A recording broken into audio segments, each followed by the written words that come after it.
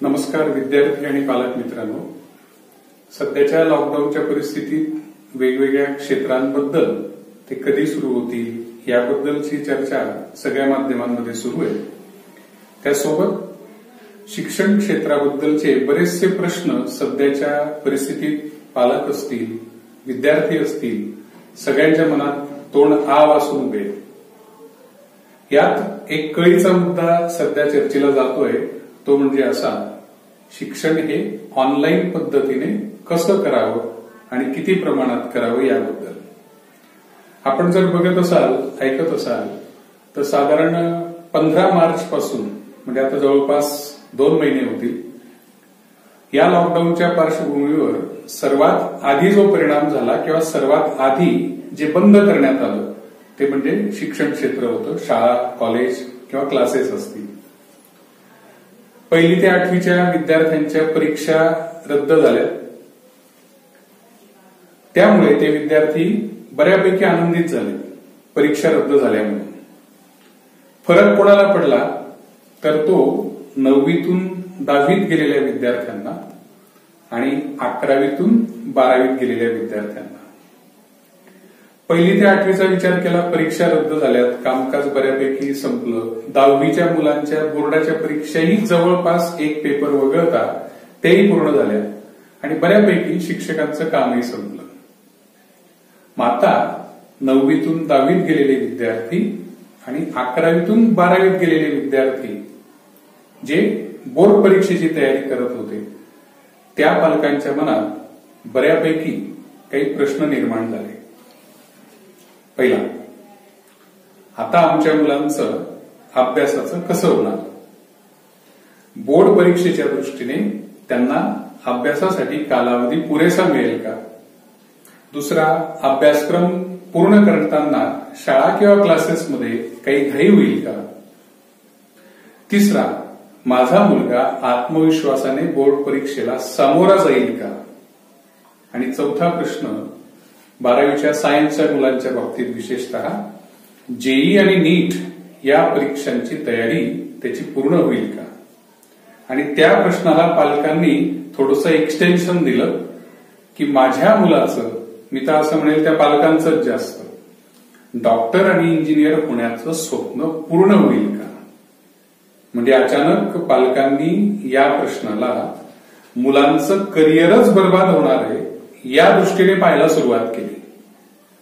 मला या प्रश्नाची फार चिंता वाटते असं नाहीये, पण दुसरी एक चिंता मला थोडी सतावते की या लॉकडाऊनच्या पार्श्वभूमीवर किंवा शिक्षण क्षेत्रात या गोष्टी ज्या झाल्या त्याचे काही दूरगामी परिणाम होऊ शकतात.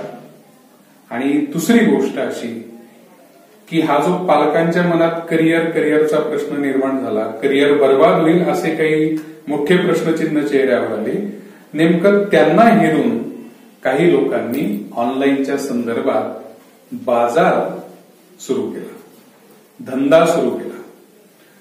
आपल्याला साहजिक हे प्रश्न मनात येईल की मी नेमकं का तुम्हाला असं धंदा म्हणून त्याचा उल्लेख करतोय. त्याचं एक छोटंसं उदाहरण अनुभव म्हणून आपल्याशी शेअर करतो. माझी मोठी मुलगी, जिने आता नुकतीच 10वीची परीक्षा दिली, तिच्या संदर्भात थोडी चर्चा घरात सुरू होती आणि ज्यांच्या पाल्यांनी आता 10वीची परीक्षा दिली असेल त्या सगळ्या पालकांना वेगवेगळ्या ठिकाणाहून या बाजारू प्रमाणात काही मेसेजेस, फोन कॉल्स येत असतील. तर मलाही असा एक 4 दिवसापूर्वी ॲलन इन्स्टिट्यूट पुणे यांच्याकडून एक फोन कॉल आला होता.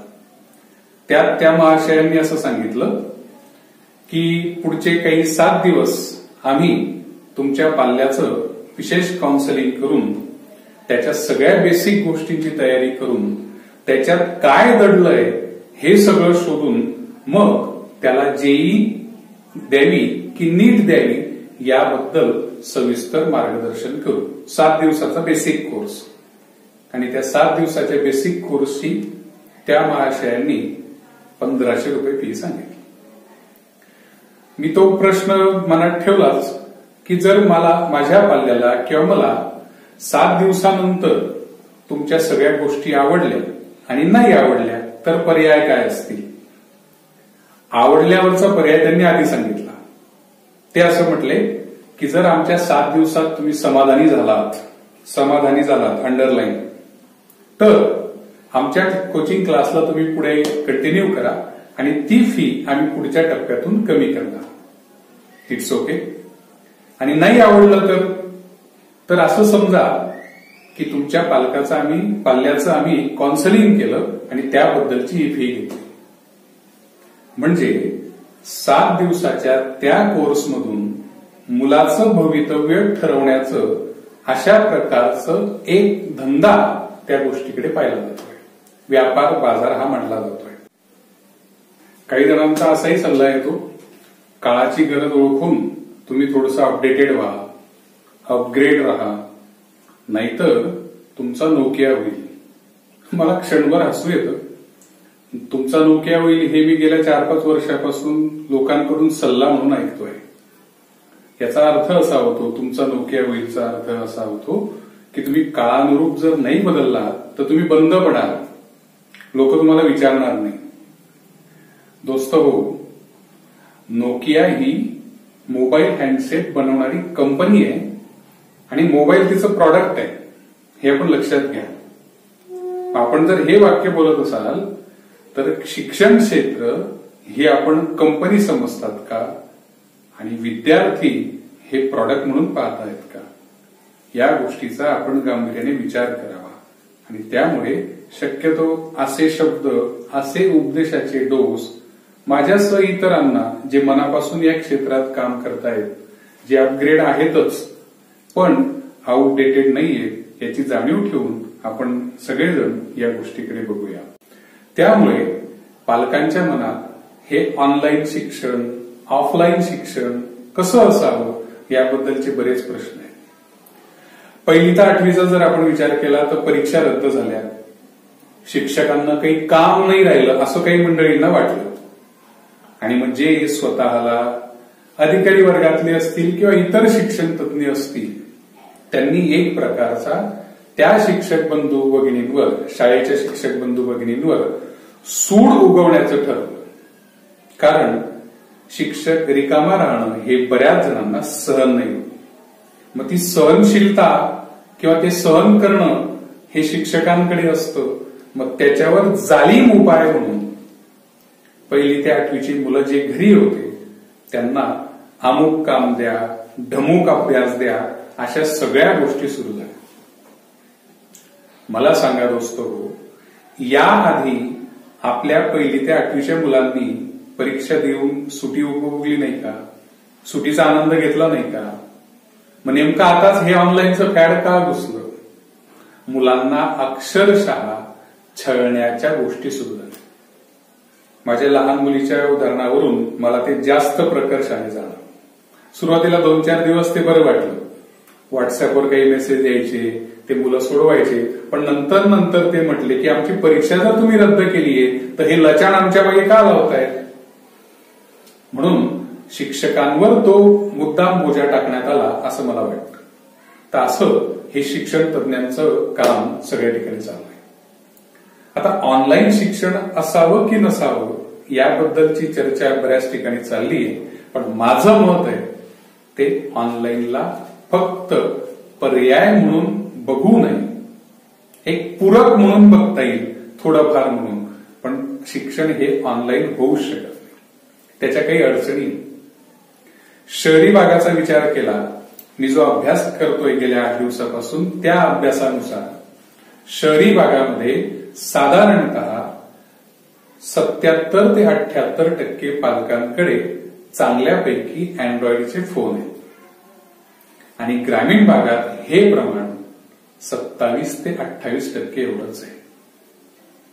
आता अशी परिस्थिती असताना जर आपण शहरी भागाचा विचार केला तर उरलेल्या 22-23% त्या पाल्यांचं काय आणि ग्रामीण भागाचा विचार केला तर 73% मोबाईल किंवा अँड्रॉइड फोन नसणाऱ्या पाल्यांचं काय. दुसरा मुद्दा, ज्यांच्याकडे लॅपटॉप किंवा पीसी आहे की जे अँड्रॉइड फोन मधून त्याकडे जाऊन ते मोठ्या प्रमाणात बघू शकतात किंवा मोठ्या स्क्रीनवर बघू शकतात, तर त्यांचं प्रमाण फक्त 13 ते 15% आहे. ग्रामीण भागात तर खूपच कमी आहे, नगण्य म्हटलं तरी चालेल. टीव्ही बऱ्यापैकी लोकांकडे आहे, पण त्यातल्या त्यात पुन्हा ग्रामीण भागाचा जर विचार झाला तर जे फ्री चॅनलच्या डिश आहेत त्यांचं प्रमाण जास्त आहे. आणि अँड्रॉइड टीव्ही, टेलिव्हिजन, दूरदर्शन असणाऱ्यांचं प्रमाण हे फक्त 3%. आता आपण जर विचार करत असाल शिक्षणाला ऑनलाईन पर्याय म्हणून बघणं, तर ज्या मुलांकडे या सगळ्या सुविधा नाही पण कॅपॅबिलिटी आहे त्यांच्या मनात एक प्रकारची न्यूनत्वाची भावना कदाचित येऊ शकते, किंवा ते पालकांकडे तगादा लावू शकतात पालकांची कॅपॅसिटी नसताना हे सगळं घेण्याबद्दल. दुसरी अडचण मला अशी जाणवते, कनेक्टिव्हिटी किंवा रेंजचा प्रॉब्लेम. सध्याच्या परिस्थितीत सगळ्याच मोबाईल कंपन्यांमध्ये हा एक बेसिक प्रॉब्लेम आहे त्यांच्या सेवा पुरवठ्याबद्दल. 100% अगदी सुपर फास्ट चालेल टीव्हीवरच्या जाहिराती कितीही बडीमार करत असल्या तरी तो मात्र सक्सेसफुल भाग नाहीये, ग्रामीण भागात तर नाहीच. तिसरा प्रॉब्लेम, बऱ्याच कुटुंबामध्ये 2 किंवा त्यापेक्षा अधिक पाल्य हे शिकणारे आणि पालकांकडे एकच अँड्रॉइड फोन आहे. मग कुठल्या मुलाला प्रेफरन्स दिला जाईल? एकाला दिलं दुसऱ्याशी भांडण, दुसऱ्याला दिलं पहिल्याशी भांडण, 3 पाल्य असतील तर विचारायलाच नको. तिसरा प्रॉब्लेम, साधारण वय वर्ष 12 ते 14 पर्यंत सायकोलॉजी आणि सायन्स असं म्हणतं की मुलांचा जो स्क्रीन टाइम आहे हा लिमिटेड असावा. म्हणजे खूप झाला तर अर्धा तास किंवा 1 तास. पुढची जी मुलं आहेत पुढच्या वर्गाची, म्हणजे ग्रॅज्युएशन लेवलची असतील किंवा मेडिकल इंजिनिअरिंग, फार्मसी वगैरे अशा सगळ्या मोठ्या वर्गात शिकणारी मुलं असतील तर त्यांचा स्क्रीन टाइम सुद्धा सायकोलॉजी आणि सायन्स असं म्हणतं की तो 3 ते 4 तासाच्या वर नसावा. मुलांना जर प्रत्येक विषयाचा ऑनलाईन शिक्षणाचा पाढा आपण त्यांच्या मागे लावला अगदी बालपणापासून, तर त्यांचा स्क्रीन टाइम हा किती होईल याची विचार करण्याची गरज आहे. चौथी अडचण, आता गेल्या 3-4 दिवसात त्याबद्दल पेपरमध्ये बऱ्यापैकी बातम्या आल्या, मुलांना डोळ्यांचे विकार सुरू झाले. हे फक्त महिन्याभरातल्या मोबाईलच्या संपर्कामुळे घडतंय. आणि आपण वर्ष किंवा 2 वर्ष जास्त ते लावून धरलं तर काय काय अडचणी होतील हे अजून सांगता नाही. डोळ्यांच्या अडचणी आहेत, पर्यायाने मुलांना डोकेदुखीचे प्रॉब्लेम निर्माण होत आहेत. एक वेळ आपण कोरोनाच्या त्या सगळ्या रोगाटेल गोष्टीवर उपाय शोधू शकू, ते निघतीलही कदाचित, पण हे डोळ्यांचे प्रॉब्लेम, डोकेदुखीचे प्रॉब्लेम हे जर दीर्घकाळ वाढत राहिले तर मुलांच्या मनावर काय परिणाम होईल हे सांगता नाही. चौथी गोष्ट, जे मोठे मुलं आहेत म्हणजे 8वी ते 12वीचे विद्यार्थी, समजा आपण त्यांच्यासाठी या गोष्टी अवेलेबल करूनही दिल्या तर प्रत्येक वेळेस तो मुलगा मोबाईलवर काय पाहतोय हे पाहण्यासाठी पालक त्याच्याजवळ बसू शकतात का, हाही विचार करणं गरजेचं आहे.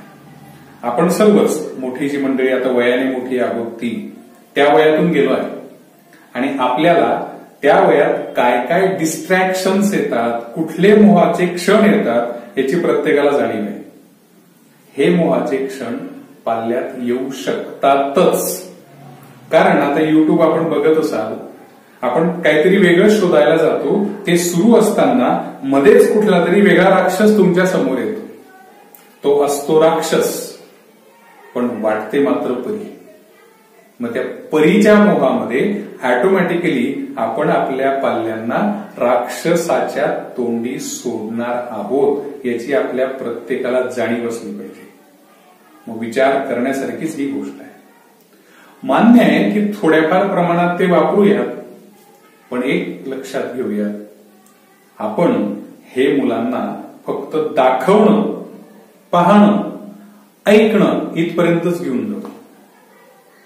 या दाखवण्यातून, वारंवार काही ऐकवण्यातून मुलांचा आयक्यू वाढेल, हो, इंटेलिजंट क्वोशंट आपल्या माहितीसाठी, पण शिक्षणाचं ध्येय हे फक्त IQ वाढवणं नाहीये. त्याच्या जोडीला दोन सगळ्यात महत्वाच्या गोष्टी की जी खऱ्या अर्थाने शिक्षणातून मानव घडण्याच्या प्रक्रियेला आवश्यक आहे, ती म्हणजे मुलांचा SQ आणि मुलांचा EQ याच्यावर लक्ष देणं. शिक्षक शिकवत असताना त्याची देहबोली असते, त्याच्या चेहऱ्यावरचे हावभाव असतात, त्याच्या डोळ्यांची एक भाषा असते. ती भाषा कळत न कळतपणे बऱ्याच गोष्टी मुलांना शिकवून जाते. हे ऑनलाईन मध्ये घडणार आहे? नाही शक्य. वर्गात प्रत्यक्ष अध्यापन करत असताना एखाद्या मुलाला त्याने चांगलं काही काम केलं असेल, एखाद्या प्रश्नाचं छान उत्तर दिलं असेल, त्याला शाबासकी दिली जाते. कदाचित काही वेळेस पाठीवरून हात फिरवला जातो, डोक्यावरून हात फिरवला जातो. त्याच्याने त्या मुलाच्या मनात काय एनर्जी निर्माण होते. ही एनर्जी, ही शाबासकीची थाप ऑनलाईन शिक्षणातून देऊ शकू आपण? नक्कीच देऊ शकणार नाही. मी SQ बद्दल बोललो, सोशल कोशंट आणि EQ बद्दल बोललो. त्याचे मला स्वतःला आलेले 1-2 अनुभव आपल्याला सांगतो. मी शाळेत नोकरी करत असताना मी गणिताचा मास्तर, पण एक सहज आवड म्हणून मराठी विषयाची एक आई नावाची कविता शिकवायची, एक आनंद म्हणून. ती कविता शिकवत असताना बऱ्याचदा वेगवेगळ्या गोष्टींवर चर्चा व्हायची.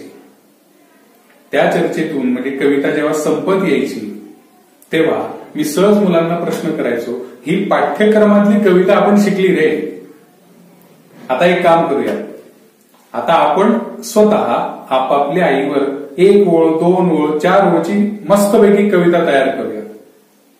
मला आठवतं, तासिका संपल्यावर सुद्धा मधल्या सुटीचं भान न ठेवता 1.5 तास त्या मुलांनी कविता सादर केल्या आहेत.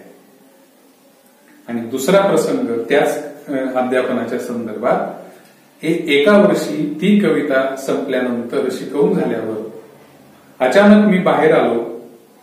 वरांड्यात आल्यावर एक 16 वर्षाची इयत्ता 10वीची तरुण मुलगी वरांड्यात येऊन अक्षरशः मला अगदी तिच्या घरच्या बापासारखी मिठी मागते आणि घळाघळा रडते. मी तिला शांत केलं आणि विचारलं, बेटा काय झालं? तेव्हा ती मुलगी असं म्हटली की सर, मी इयत्ता 2रीला असताना माझी आई गेली आणि आज तुम्ही कविता शिकवत असताना ती माझी आई मला प्रत्यक्ष पुन्हा समोर दिसली आणि तुमच्यात मला ती जाणवली, म्हणून मी तुम्हाला अगदी मिठी मारायला आली. हा त्या मुलीसाठी ते अश्रू ओघळणारा तो खांदा, जो मी अजूनही असं ती क्षण आठवल्यानंतर मला ती मुलगी डोळ्यासमोर दिसते, तिचे ते ओघळणारे अश्रू माझ्या खांद्यावर अजूनही मला जाणवतात. हा कोणाचे तरी अश्रू ढाळण्यासाठी खांदा म्हणून आपण ऑनलाईन मधून कसं देऊ शकू याचा आपण विचार केला पाहिजे. वर्गात अध्यापन करत असताना मुलं एकमेकांजवळ बसतात, कोणीतरी कोणाची वस्तू घेतं, लागत असली नसली तरी घेतं. एक प्रकारचे त्यांच्यामध्ये प्रेमाचे संबंध निर्माण होतात, ज्याला सोशल कोशनकडे आपण त्या दृष्टीने बघू शकतो. ऑनलाईन मध्ये काय होणार आहे, ते पोरग एकटंच त्या एकट्या डबड्यासमोर बसून एकल कोंडे होऊच शकते असं मी म्हणेन. मग जी मजा मुलं घेणार आहेत, विशेषतः जे शिक्षक मंडळी मजा घेणार आहेत, त्यांना ती मजा येणार कुठं? एखादा मुलगा काहीतरी आगाऊपणा करत असेल, वाह्यातपणा जास्त असेल, तर कधीतरी त्या मुलाला चिमटा घेणं असेल, प्रसंगी लाडे का असेना पाठीत 2 धपाटे घालणं असेल, कठोर शिक्षा म्हणून कधीतरी इच्छा नसताना 2-4 छड्या त्याला देणं असेल, पण त्याच्यातून त्या मुलाला एक प्रकारची आयुष्यभरासाठी शिस्त लागते, हे मी स्वतः अनुभवलं आहे. कुठल्या तरी 2-4 उद्देशाच्या शब्दांनी मुलांचं आयुष्य बदललेलं हे वर्गात अध्यापन करतानाच घडतं. आणि मुलं खऱ्या अर्थाने घडतात, ज्याला आम्ही सगळेजण सर्वांगीण विकास असं म्हणतो. मग हा सर्वांगीण विकास ऑनलाईन मधून मिळणार आहे का, याचा आपण प्रत्येकाने विचार केला पाहिजे. व्यक्तिगत अडचणी काही मुलांच्या असतात. वर्ग संपल्यानंतर मुलं ती सांगायला येतात. पुस्तकातल्या शब्दांचे अर्थ हे ऑनलाईन मधून कदाचित मिळतील, पण जीवन जगत असताना या जगातल्या वेगवेगळ्या गोष्टींचे अर्थ, त्यांचं संवाद हा ऑनलाईन मधून नाही शक्य. म्हणून आपण प्रत्येकाने हा विचार केला पाहिजे. अहो, 5.5-6 फूट उंचीचा धडधाकड शिक्षक त्या डबड्यामध्ये अगदी पासपोर्ट साईज पेक्षा छोटा तुम्हाला दिसतो, आणि त्याच्यातून तुम्ही काय ते बोध घेणार आहात. मला तर असं वाटतं, हे ऑनलाईनचं जे फॅड आहे ना, हे प्रेमाच्या दृष्टीने विचार केला. It is a one way traffic. ती पोरगी कुठलाही रिस्पॉन्स देत नाही, आणि ते पोरग तिच्या मागे असं फिरत असतं नेहमी. ती त्याच्याकडे बघत पण नाही, ना कुठला रिस्पॉन्स देते, ना काही, पण तरी त्या पोराचं फिरणं चालूच असतं. वन वे ट्रॉफिक हे तसंच आहे. हे असं एक मार्गी प्रेम उपयोगाचं नाही. त्याच्यातून जीवनाचं काही फलितही मिळत नाही. म्हणून आपण हा विचार केला पाहिजे. शिक्षण ही देवाणघेवाणीची प्रक्रिया आहे. त्याच्यात अनुभवांची देवाणघेवाण असेल, काही माणूसपणाच्या गोष्टी असतील, त्याच्यातून खऱ्या अर्थाने विद्यार्थी हा अंतःकरणापासून जोडला जातो. मग हे जोडणं ऑनलाईन मधून शक्यच नाही, हे माझं ठाम मत आहे. कदाचित माझी काही मतं चुकीचे वाटत असतील आपल्यास, पण हे माझ्या बुद्धीप्रमाणे विचार करून मी हे सगळं आपणासमोर मांडतोय. आपल्या पुढे प्रश्न असतील, आता करायचं काय? हे नुसतं मुलांना अडकवून ठेवण्यासाठी हा उपाय आहे. मुलांना नुसतं अडकवून ठेवणं वेगळं आणि मुलाने शिकणं हे वेगळं असतं. मग आपण अडकवून ठेवण्यासाठी या पर्यायाकडे पाहत असाल तर याच्यासारखं पाहत नाही. ठीक आहे ना, शैक्षणिक वर्ष हे जून ऐवजी जुलैला सुरू होईल, ऑगस्ट किंवा सप्टेंबरला सुरू होईल, काही फरक नाही पडत असं मला वाटतं. मग तुम्ही म्हणाला मी 3 महिने काय करू, अजून 2 महिने कशी तरी मुलांना सहन केलं, सांगणं अतिशय सोपं आहे, काय दंगा चालतो, काय करतात आम्हाला नाही. आमच्याही घरी मुलं आहेत, सगळ्यांच्या घरी मुलं आहेत, तुमच्या एकट्याच्याकडे कोणाकडे नाही. मग आपण काय करू शकतो? सप्टेंबरला सुरू झाली तरी चिंता करू नका. आधी मी तुम्हाला हा पर्याय सांगेन. शासन त्या दृष्टीने विचार करून निर्णय घेईलच. मग ते निर्णय वेगवेगळे असतील, काय काय येतील ते आपण बघूया. पण ज्या अर्थी जर आपलं शैक्षणिक वर्ष 2-3 वर्ष उशिरा सुरू होत असेल, 2-3 महिने उशिरा सुरू होत असेल, हरकत नाही. मग त्या दृष्टीने सिलेबसचं डिझायनिंग होईल, त्या दृष्टीने परीक्षांचं निर्मिती होईल, प्रश्नपत्रिका काढल्या जातील, मुलांचा विचार होईलच. कदाचित तो ड्युरेशन शैक्षणिक वर्षाचं बदलू शकतो ना, पुढे 1-2 महिने ते पुढे जाऊ शकतं.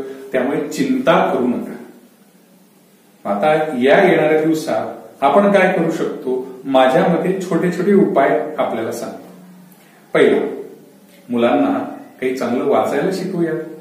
आपल्याकडे पेपर येत असेल, पेपर मधल्या काही चांगल्या बातम्या असतील, त्याच्यावर चर्चा करता येईल. दिवसभरातला काही ना काही वेळ त्याच्यातून जाऊ शकतो. आपल्या घरी आजी आजोबा असतील किंवा गावी असतील तर त्यांचा जीवन प्रवास कसा घडला याबद्दल मुलांना त्यांच्याशी बोलायला लावूयात, लिहायला लावूयात. तुम्ही फक्त एकदा हे करून तर बघा. मुलांचं संवाद कौशल्य वाढेल, लेखन कौशल्य वाढेल. स्वतःच्या भाषेत लिहू द्या. तो काही मोठा लेखक व्हावा अशी इच्छा नाही, पण त्या प्रवासातून त्याला बरंच काही मिळेल. 2-3 दिवस तुमचे सहज त्याच्यात जातील. वेगवेगळ्या गोष्टी असतील आपल्या स्वतःच्या जीवनातल्या अनुभवातल्या, त्या मुलांना सांगूयात ना. त्याच्यातून पण बऱ्याच काही गोष्टी आपल्याला मुलांना शिकवता येतील. व्यायाम असेल तो शिकवू, ध्यान धारणा करायला शिकवू, थोड्याशा मनशांतीसाठी काही गोष्टी असतील त्या शिकवता येतील. खूप सारे पर्याय आहेत, पण आपण त्या पर्यायांकडे उघड्या डोळ्यांनी बघितलं पाहिजे. तुमच्या आयुष्यातल्या अडचणींवर तुम्ही कशी मात केली हे जेव्हा मुलांना कळतं तेव्हा तुम्ही मुलांचे खरे हिरो असता. आणि आपण पालक म्हणून आपल्या पाल्याचे हिरो आहोतच. पालक दोस्तो हो, तुमच्यासह मी सुद्धा एक शिक्षक म्हणून गेल्या 2 महिन्यापासून अस्वस्थ आहे. पालक म्हणून तुम्हाला अस्वस्थता कशी असेल तर ती करिअरची चिंता असेल, पण शिक्षक म्हणून माझं अस्वस्थपण फक्त त्या विद्यार्थ्यांना लवकरात लवकर या परिस्थितीतून मोकळं करून समोर त्यांनी यावं आणि छानपैकी मुलांचा तो संवाद आपल्याशी सुरू राहावा असं माझ्यासह सगळेच शिक्षक उत्सुक आहेत. आपण मुलांशी समोर बसून शिकवण्यासाठी.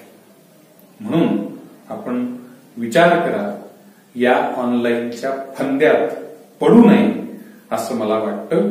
योग्य पर्याय दुसरे जे असतील ते आपण सर्वजण मिळून शोधूयात. मी बाजारूपणालाच विरोध करतोय.